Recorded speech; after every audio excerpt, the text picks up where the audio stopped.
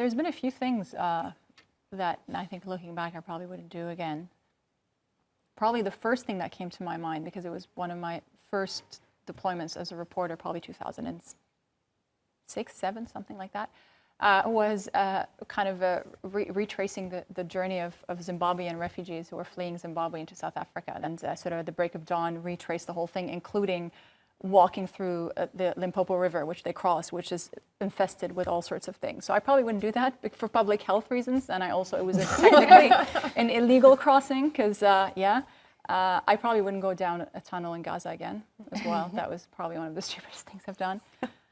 I can go on. I mean, I went into a street battle in Lebanon without a plaid jacket. That was the stupidest thing as well. Regrets, I've had a few. But. Yeah, I mean... But that's the thing, so each of those experiences have then taught you something. Yeah. They have, absolutely. And as you said, we're the sum of all of that. Mm-hmm. We're absolutely... That's the thing, where it's like, I feel like we're a work in progress. Every time you're deployed, you come back altered in some way or another, hopefully for the better. Listen to you women talk about the field. It's exciting. At the same time, it scares the heck out of me. But as it should. Yeah, No, as it should. Exactly. I fundamentally believe that everybody who goes out there needs to have fear. Mm-hmm. And I'm not talking about that crazy out of control fear. I'm talking about very controlled fear, awareness of the danger. Because the minute you stop respecting the danger, the minute you stop feeling fear, that's when there is a very real likelihood that a mistake is going to happen that's going to cost you your life. You have to respect the danger. You have to have controlled fear. Our vehicle takes more fire. Soldiers shoot at a motorbike racing towards us. It's hit. We hear the hiss of a tire losing air.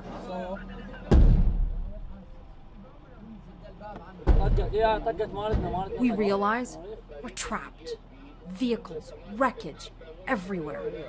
Our MRAP takes a direct hit.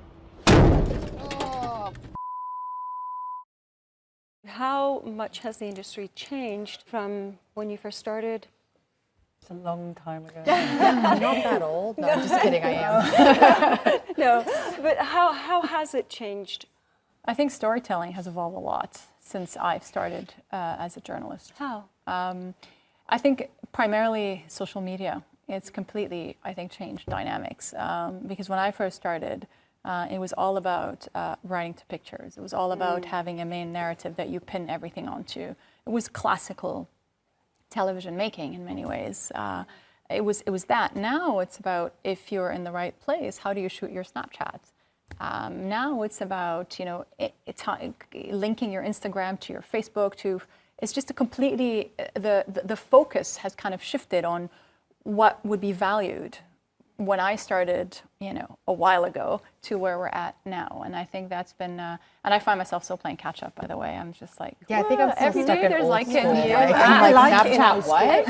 I would love it in old school. Like now they have all these apps you got to, worry about. And it's very time consuming. It is. It just, adds to an already huge, long, exhausting day of news gathering and lives, and then thinking, I should do some social media on either end of it.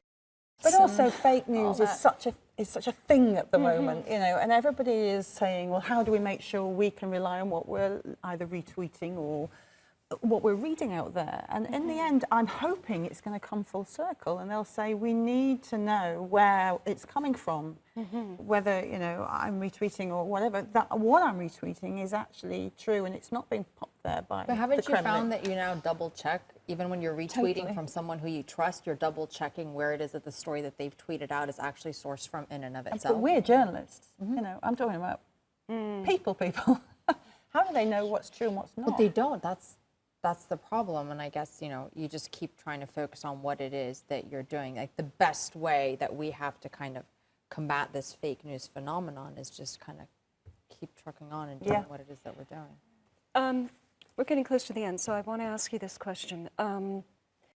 What narrative are we not hearing about that you would like us to hear about beyond, the bombs, the bodies? It's so hard. It's the human narrative, which I think we all touched on. It's the people who make you tea, get you water. It's the families you find sitting on top of rubble. that's the real story. And when the bam bam is over, right? But it's so hard because there are ratings, there's competition, there's short attention span, there are limited budgets, there's top news. If it bleeds, it leads. That's so. How do you balance it all out? To go beyond It's all hard. that, actually, because I think we ask all of ourselves that same question, especially those of us who've covered kind of these war zones where there's been viewer fatigue, as they call it. And I think that burden's actually on us. It's on us to figure out how to keep the story relevant and to how to make those small human connections between the people who are experiencing these atrocious things that we can't even imagine and the viewer. And if one thing's not working out, it's on us to go and figure out something that is. And I might not have the answer for that right now. I do know the moments that I would love to capture are those things that kind of happen on the side where the camera's not rolling, where you think to yourself, if someone else could just live this for 5 minutes, they would just understand. But again, it's on us. We need to figure that out. What is that one story that when you close your eyes, you cannot wipe it from your memory? You know, I remember going into Shajaia in Gaza. Once you were able to go back into Shajaia and we were doing lives on top of the rooftop and the whole neighborhood is completely destroyed. It's the middle of Ramadan and this little boy comes up to the live spot with, you know, buckets of water that his father had brought up for us. You know, even though their house and their shop had been destroyed, they'd sort of scavenged for that. So that's the, you know, the incredible part that stays with you, I guess. And I mean, I've lost count the number of refugee women in Iraq, in Gaza, and the Palestinian refugee camps of Lebanon, in Jordan, who have literally handed me a baby and said, take him or her with you to Canada. They'll have a better life. Yeah. Shirley, yeah. Quite a few people in Syria stay with me in some form. There was a family that I stayed with quite a few times in Aleppo. Opposition held Aleppo.